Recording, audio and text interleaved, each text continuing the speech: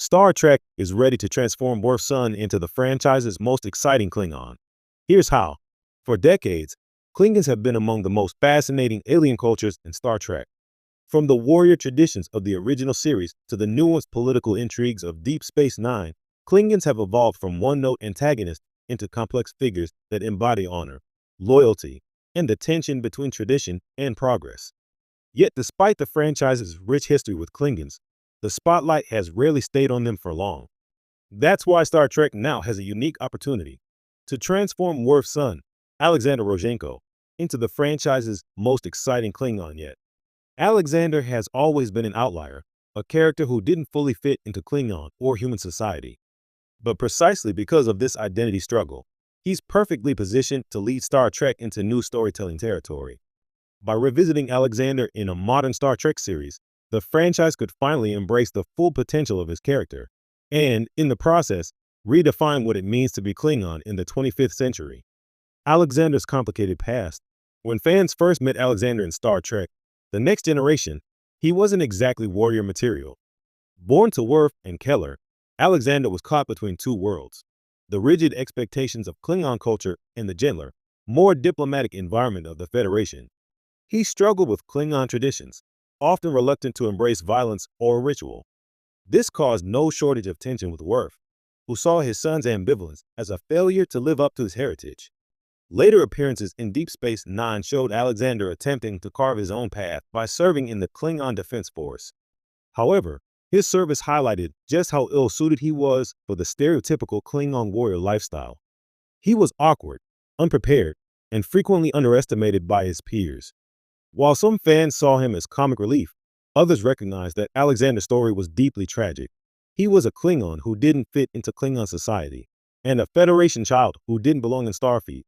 In many ways, Alexander's struggles mirrored Worf's, but with even greater intensity. Where Worf worked tirelessly to prove himself to both Klingons and humans, Alexander seemed unable or unwilling to do the same. But this unfinished character arc is exactly why Alexander deserves a comeback. The Klingon Empire needs a new voice. By the time of Star Trek, Picard Season 3, Worf had reached full maturity as a character.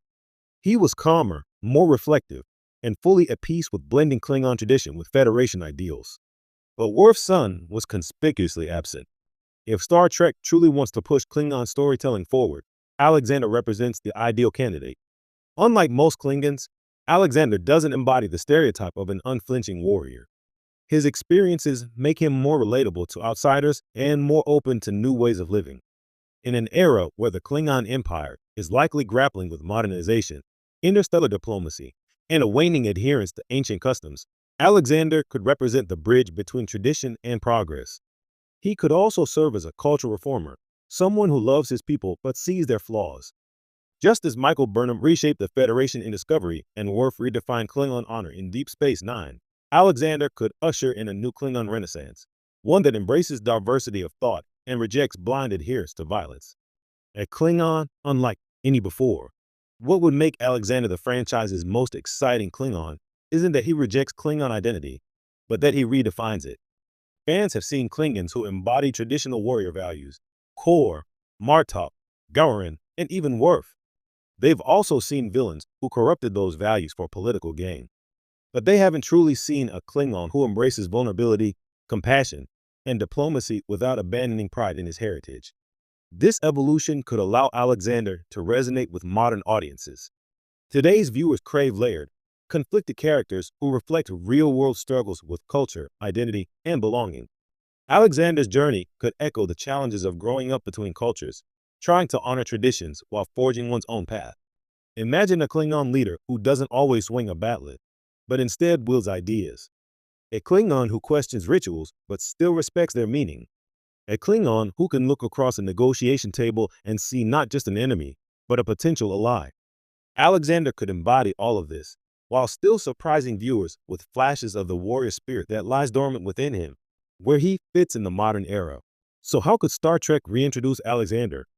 Several paths are possible.